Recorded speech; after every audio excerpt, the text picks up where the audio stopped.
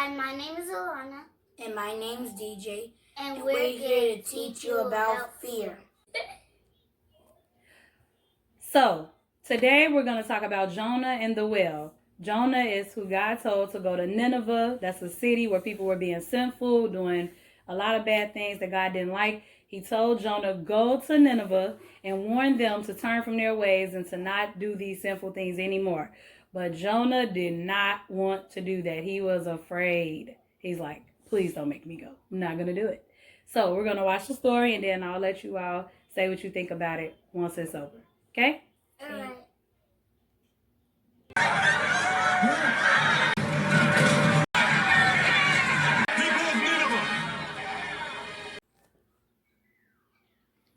All right, so we just watched Jonah and the whale, and pretty much we saw how Jonah went to Nineveh and he warned the people. Did the people change? No. Yes. Yes, sorry. DJ, do you need to rewatch the movie? No, they did change. You totally just said no. They changed. They changed. The king, the people, they all changed. All right, DJ, what did you think about it? I think it was amazing. I think it was great, but Jonah should have listened to God outside of running away. And they did. Well, they did deserve mercy and another chance. I mean, if God can give a whole city another chance, I mean, he's just a loving God. I mean, Jonah was like mad. He didn't want them to have mercy. And on Jonah and the whale, he said they don't deserve mercy. Why give them mercy? Bury them. Destroy them with a natural disaster or something. Just leave me out of it. That was just mean. But he did it anyway. So do you feel like even though he was inside the belly of that fish, do you feel like that was God not having mercy on him? Or that was still a sign of mercy? I think that was still a sign of mercy. Okay, good. So example time. All right. So when Mommy was in high school, there was this guy. And he was pretty popular. He was a little younger than me, but he was pretty popular. He had a lot of friends, but he was pretty rowdy. He kept up a lot of chaos. And so the only time I seen him was at lunchtime. And this guy, he would be so loud. and I just didn't want to talk to him. But God told me on like a Thursday, he said, talk to him and ask him to accept me into his life. And I said, that's not going to work. I'm not going over there talking to him. He's loud. His friends are loud. They're all loud. He's not about to embarrass me asking him about you. Nope, not going to do it. The next day went by. God put it on me. Go to this young man and tell him to accept me in his life. I'm like, nope, not going to do it. I'm afraid, Lord, not going to do it. And so I had told God the day before, it's too many people there. So on this Friday, it wasn't too many people over there. It was only like 3 or 4 people compared to a full table of people. So I feel like God was making it a little easier for me to go do what he said. And yet I was still afraid. I said, nope, not going to do it. I'm scared.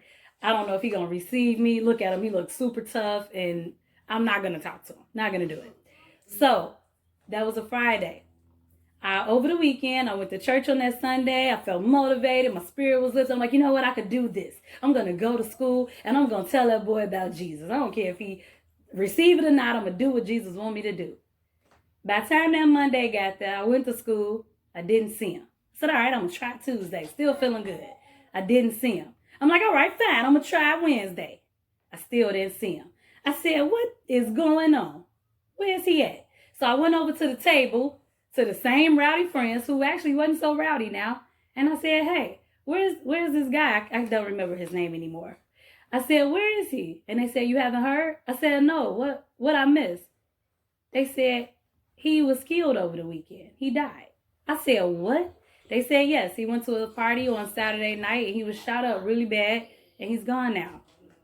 I was devastated. I was absolutely devastated because at this point, I knew that God was telling me to talk to him, but I didn't know how bad my punishment could be for not obeying him. And so I apologized. I said, Lord, I'm so sorry. And that Sunday when I went to church, I had to teach youth Sunday school, and I cried my heart out. And I told everybody there, I said, when God tell y'all to do something, you better do it. You never know why he telling you to do it, but you better listen. I had no idea that boy was not going to be alive come Monday morning. And I didn't go talk to him. I do believe that God forgave me because I didn't know. But now everybody who listening is now accountable. You accountable. You accountable. So when God tell y'all to do something, you better do it. Okay, that's my story. So DJ, have you ever had a situation where God wanted you to do something and you felt afraid?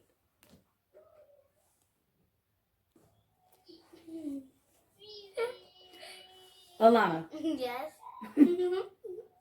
What have you ever been afraid of, but you conquered your fear? I've been afraid to go downstairs and get water. When? Middle of the night. Oh, okay. So you're afraid to go get water in the middle of the night. Why? Afraid of the dark? So one night I had said I want to go get that water, so I ran downstairs and I said, where's the kitchen? Ah, there it is. So I went in the kitchen, opened the refrigerator, and got my water because I really wanted it and I wasn't about to wait till it was tomorrow. So you conquered your fear. Yes. So what made you feel like you were strong enough to take on the dark? Well, I knew God was with me. And Did you feel like someone was in our house? no. You just didn't like the dark. Okay. Well, congratulations on conquering your fear. Thank you. I faced my fear. I was scared of telling myself that I snuck on my tablet in a bunch of times in the middle of the night. I was scared to tell myself because I didn't know if my tablet was going to get taken away from me and I wanted it. So then I told on myself because then I felt like maybe if I told on myself, maybe I won't get as bad of a punishment or maybe I won't get punished at all. So I told my mom that I snuck on my tablet and I did get punished, except I didn't get punished too bad. I just got it taken away from me for like months and months and months. That's not too bad. And months. That wasn't bad. I got to watch TV, but still months and months. All right, we're done here. Months later. All right, well, congratulations, DJ, on being brave enough to tell on yourself about that tablet. I still don't know what that thing is. Okay, we're done here. Over and out. So, in Ezekiel chapter 3, I'm going to read it and I'm going to ask you all what you think about it. Okay. If I say to the wicked, you shall surely die, and you do not give him warning or speak to warn the wicked to turn from their wicked ways to save his life, the same wicked man shall die in his iniquity, but his blood will I require at your hand. What do that mean? If Ezekiel didn't warn the people, he would have went to hell with them. So God is pretty much saying that because of their wickedness, they'll go to hell. And if you don't warn them, you're going to go to hell too. Right. Good job. Okay. So, yet, if you warn the wicked and they do not turn from their wicked ways, he shall die in his iniquity, but you have delivered yourself. What do that mean? What that means is if Ezekiel warns this person, then this person doesn't listen, then this person will go to hell, but Ezekiel will be fine. Right. So, okay. Well, you know what? We're going to go over 20. Again, if a righteous man turns from his righteousness,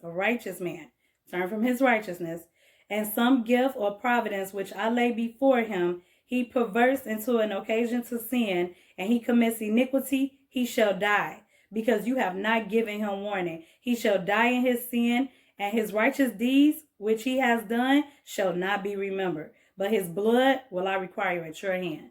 What do that mean? That means Do you know, or do you want DJ to get it? you can do it. Do you know? Or do you want me to do it? I know. It means that the man who was righteous, but he had turned from his ways, that means he will go. That means if Ezekiel didn't warn him, the man will go to hell, and also Ezekiel will go to hell with him. Good job. Okay, so to sum all of this up, what it's pretty much saying is, if you have someone who's doing wrong, right? They're living a sinful life. Yes. And God tells you, because it's not just applying to Ezekiel, this is applying to you too. The same thing applies to all of us. We're supposed to be God's witnesses. So if God tells us, go warn this person who's very sinful, tell them to turn from their ways, and you don't go tell them to turn from their ways, that means they go to hell and you gonna go to hell too, because you didn't warn them. But if you go to that same wicked person and say, turn from your ways, and they listen, they will make it and you will make it too. Okay? Yes. Okay. So if you have a righteous person, and this righteous person, they're sinning, God will place a stumbling block in front of them to cause them to fall. You know, as a way of shaking them up a little bit. Like, hey, what you doing? You were doing good, and now you tripping, backsliding. You tripping. What you doing? Get it together. And so if that person say, all right, you know, because you go warn that person after God placed that stumbling block. Because what happened is God placed a stumbling block there to cause them to fall, meaning he let hard times hit on their life.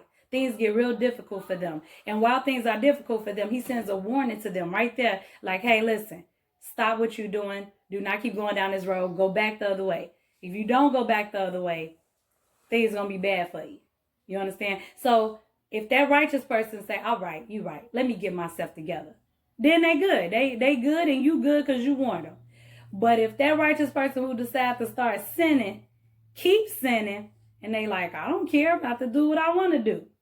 And you warn and you don't warn them because you're afraid to step to them because you like, I don't want to say none of them. I'm nervous. Then they gonna go to hell and you gonna go to hell too. The Bible say all their good deeds, all that righteous stuff they did will be remembered no more. So the same way God will forgive all your sins if you apologize to him from your heart and you know, let you go to heaven. It's the same way he'll forget all your good deeds and send you right to hell if you turn away from him and stay away from him. Bye. That's right. Hey, wait a minute. Alana, do you have any helpful advice for the world? Yeah. Do not be scared of the dark. That's true. Okay. Do you have any advice about God? God is always with you. Okay, because he was with you when you were walking around in the dark to get you some water.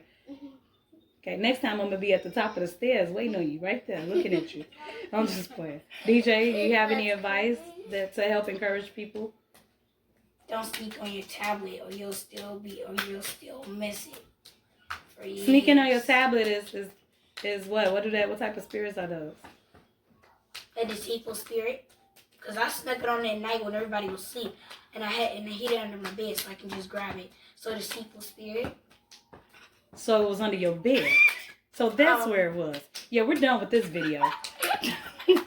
All right. Y'all done? Y'all done came back and you still don't know because you're on your game.